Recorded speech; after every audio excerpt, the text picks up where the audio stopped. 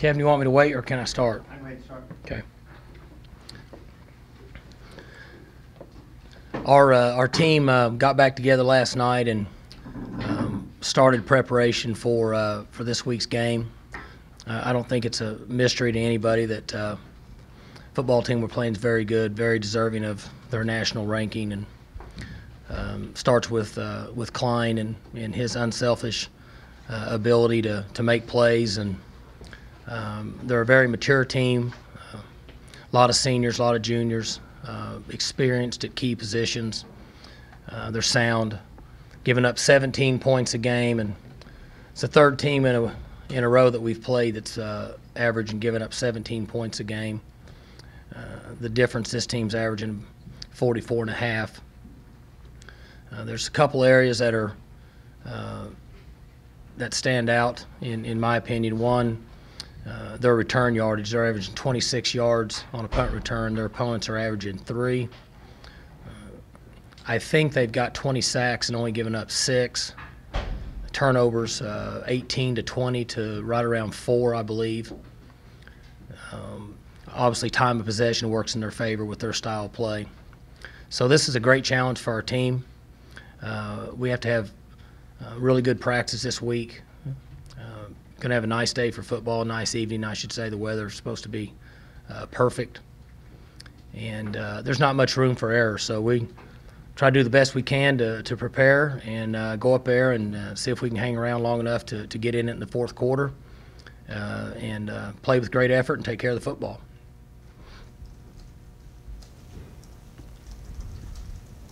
Mike, one of the things that you've talked about from time to time is team identity. And has this team got one yet?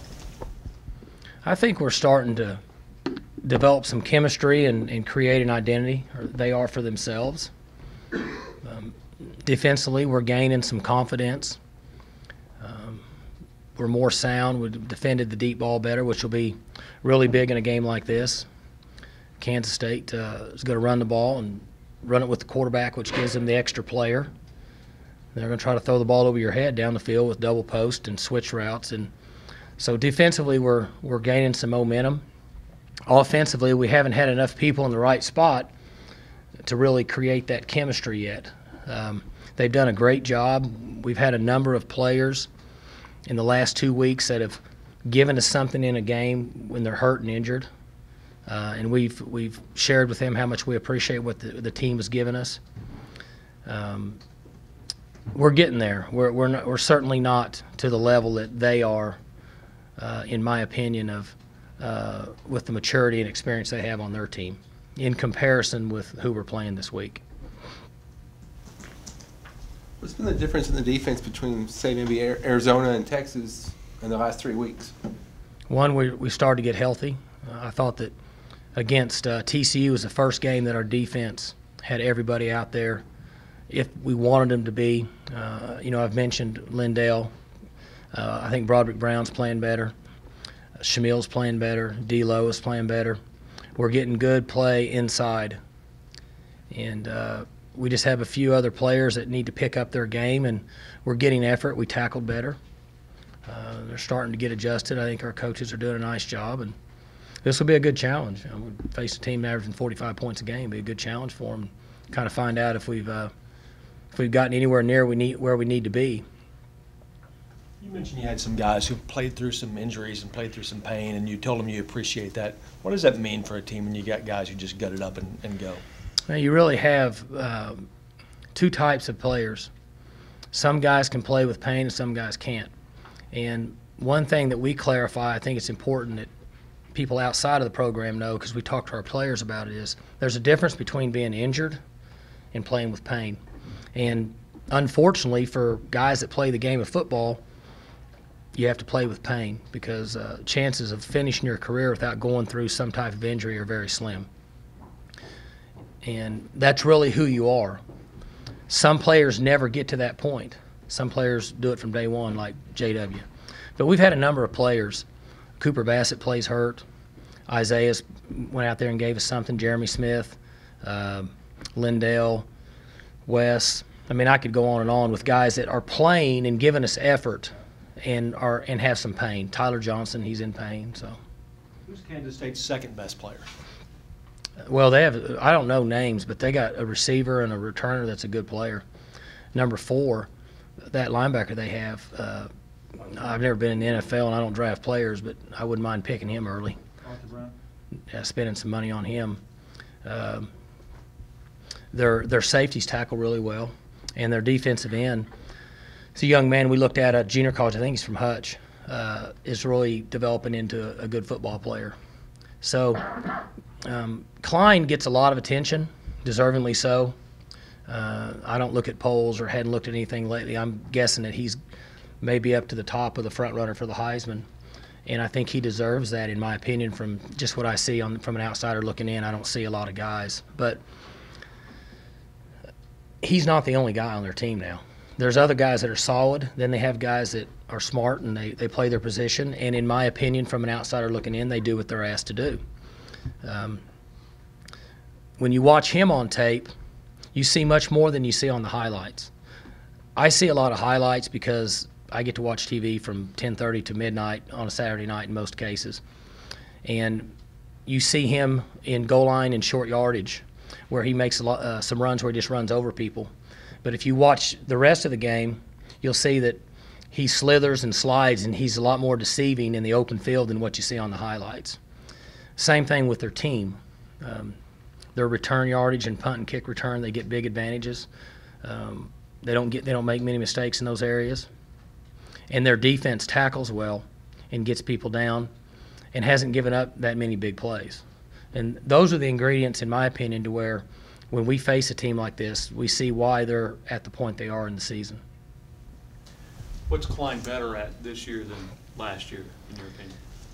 Again, in my opinion, I don't want to make an opinion on somebody else, but it looks like to me he's worked really hard in the offseason on his accuracy on his downfield throws. They hard play fake, turn protect, max protection, run double moves, double post, deep post corners. Give him the time, and his accuracy is considerably better, in my opinion, than it would have been over a year ago. Maybe I was off a year ago, but that's where I see where his improvement is just from watching tape. Is patience important when playing a team like this that doesn't make mistakes? That and force them to make mistakes. Come up with a way to try to make them uncharacteristically from what they've done to this point make mistakes. Wes Lunt and Daquan Lowe and Quinn and Lane and Isaiah and number 18 and number 5 and 37 and 11, they can only do what they're capable of. And they need to practice well this week. They need to study tape. They need to prepare. And then they have to go play with great effort.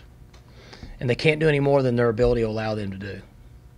110% doesn't really exist. About 100% is all you can give. So to answer your question, that's part of being patient in a game like this, is to go play, trust the game plan, and play with great effort. They played you guys really well last year. Looking at the film this year, have you been surprised at just how good Kansas State has been, or does this all make sense to you, their progression? Nothing surprises me anymore in college football. But in order to have a really good season, there's 3 things that factor in as I see it. 1, if your defense can just shut everybody down, you got a chance. 2, if you have a mature, unselfish quarterback, you have a real chance. Or the last being, you're just so much better than everybody, it doesn't matter. And they have a very mature, unselfish quarterback that's a great team leader, in my opinion. And that's why that the other players are following behind him and competing at a high level. Mike, it's always important, I think, that a quarterback has the not just the respect, but that his teammates on the offensive side of the ball like him. You've had 2 quarterbacks kind of split the season so far, and judging from the things that their offensive teammates say about them, they like both these guys. And I mean, not just a little bit, they like them a lot. It's really important, and I use the word unselfish in talking about a quarterback or a skill player or somebody that gets a lot of notoriety for their individual success on the field. And we've been very fortunate here. Zach Robinson was an unselfish football player. Brandon Whedon was an unselfish football player. And up to this point, Wes and JW have been the same way. They like to play football. They like their teammates like them, and it makes it so much easier.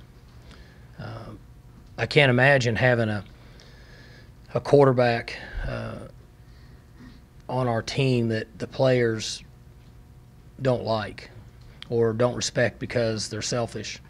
And so we've been very fortunate that the two guys that we have playing this year have done a great job. And Clint, they like Clint.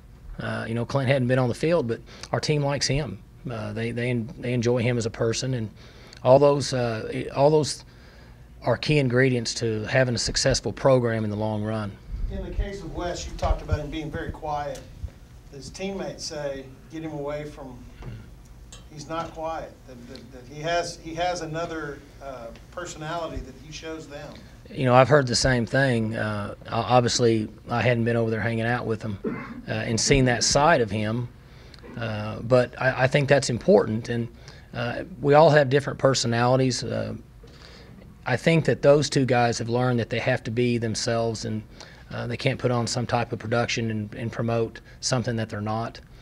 And the players appreciate that. Mike, what's been the difference with the third down defense lately, especially the last couple of weeks? You held TCU to 2 for 14. I think it's like 6 for 35 last couple of weeks. Doing anything differently there? I don't think so.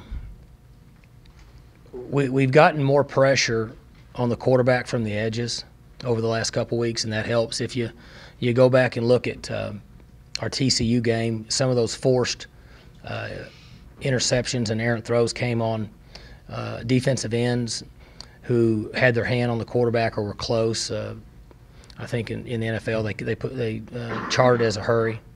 We've had more hurries, and I think that our secondary has increased their ability to play the football when the ball's in the air over the last 2 or 3 weeks.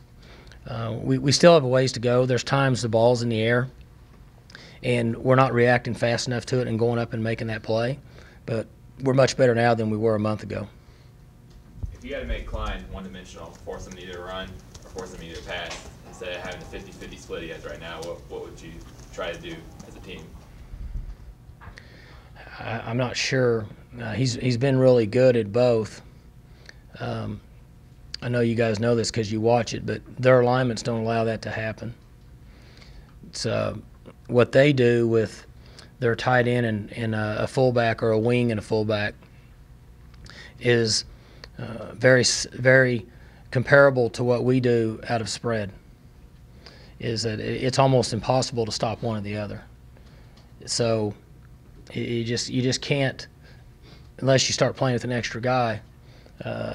You can't do either because they're going to give themselves that opportunity. Now, we could put them all up there and say, just throw it if you can, but you're almost just saying that, you're giving up because he's nowhere near being the type of quarterback that you can just put everybody up like you would maybe in the 80s against a wishbone quarterback, guys that just ran it all the time and couldn't throw it very well.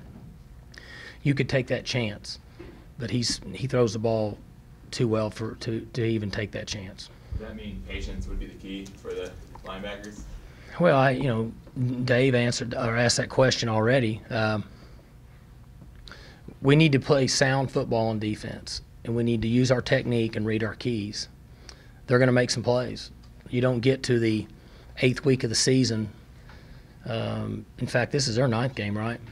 They don't get to the 9th game of the season and average 45 points a game without being pretty good. So we need to be sound, be in the right gap. We need to read our keys, and we need to run to the football. Coach, I asked you last week about Gary Patterson's defense, but it's not just his. You see more and more cover 6, and it's not like it's a new invention, but why do you think so many defensive coordinators are using cover 6 as a predominant coverage in their defense? Well, there's a little bit of cheat to it. You can cheat coverage. to one side or the other, and you get a little better run support. And offensive and defensive schemes turn cycles. There used to be one years ago that was similar to it. We just didn't call it that. This one will phase out here in a little bit, and they'll come up with something else. But it's just kind of the newest thing, and gives people an opportunity to defend a spread style offense, in my opinion. Gives you the best chance to slow people down. Mike, is part of the reason that Kansas State is so hard to play is because they're so different than everybody else, especially offensively, or no? They just don't make very many mistakes. They don't turn the ball over very much, and they get a lot of turnovers. And they're better in the return and kicking game than people give them credit for. Outsiders looking in don't really notice return yards, and they sneak up on you over a period of time. They end up with 3/4 or the length of a football field in return yards, and you only got 5 or 6 yards. That's 100 yards or 90 yards, whatever it is. And then they don't give you a lot. They don't make a lot of mistakes. And so some teams maybe don't stay as patient like we talked about, and then you can play into their hand. Last year, they gave up 50 points quite frequently. They gave up 52 to you guys. Obviously, Brandon Whedon, Blackman held. They gave up 50 to OU. They gave up quite a few points. This year, you don't really see them giving up more than that 20 line. What's been the biggest difference on defense? I mean, everybody looks at Klein, but what's changed from them to basically cut their allowing points in half? They've got a number of players that are back from last year, and they've got a year of experience in their system, and they've kind of matured and grown, in my opinion, with what they're trying to accomplish. And I think that at times we can't forget what momentum and confidence will do for a team sport.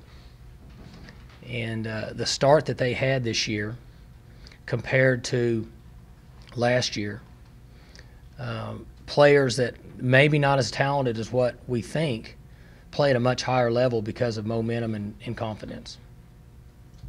You've talked a lot about Lindell Johnson lately. Do you feel the same way you felt about him before? Has it been since he came back from injury that he's really impressed you? He's been really good for us. There's been a lot of talk about him in a number of plays. He's long and rangy and can run. And he's an in-between kind of guy, meaning he can play the run and play the pass, play the draw, play the quick out, and he shows up quick. And I think he's got a lot of what Sean Lewis has in him, that he just seems to end up around the ball a lot. And he's going to be close to being healthy this week, in my opinion. And so he brings a lot to us when you play a team that can hand the ball off and run it and also throw it. Now, the team we're playing this week does it differently than what we've seen the last couple weeks, but they still do it, play fake it, and then throw it. Somebody's got to recover and make a play. He doesn't start. Is he almost like a 6 man in basketball? Mm-hmm. Yeah. Mm-hmm. Great definition for him. And, the 6 man can come in and end up playing the final 30 minutes of a game or 20 minutes of a game, and he gives us a lot in that area. We're starting to bring him into special teams more, but we just didn't want to overload his plate until we felt like that he was 100% healthy. How do they defend West Virginia so well, and does that change at all how you might approach their defense? Not really. There's some similarities in what we do in comparison to West Virginia, but there's also quite a bit of difference right now with who they are from what I've seen, and who we are with our personnel and in our quarterback and experience. It's just a little bit different. So, we watch it, we look at it, we study it, but we don't really see ourselves with that type of offense and that style of play right now. Wes's general demeanor a big positive for you going into an atmosphere like he's going to face Saturday night? Well, he's only been on it once, in Arizona, and he handled himself well. Where Arizona's a good football team, this is obviously the number 2 team in the country. And they'll be fired up and going by 7 o'clock at night. So this will be a good challenge for him. Easier said than done, but ultimately you go on the field and there's 11 guys out there for both teams. We've been fortunate over the last few years that we've communicated and functioned fairly well in a noisy environment, and we would expect for the same in this game. Mike, talk a little bit about Bill Snyder and just the job he's done, and do you have any, just stories about Bill? I don't really know him very well. Have a lot of respect for him for a variety of reasons. I'm told that he works a lot and doesn't socialize a lot, and I don't socialize much. So we've always had nice conversations when we were in the same environment. But he's brought a lot to the table, and I think that he's a great example of what strengths and what influence a coach can have on an organization or a team or a school.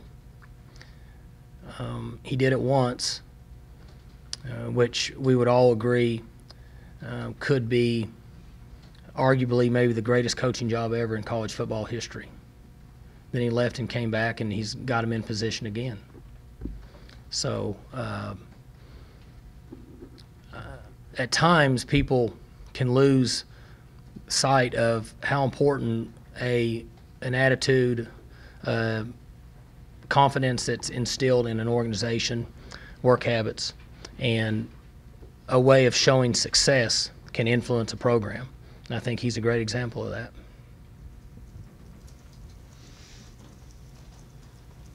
Good. All right. You can tell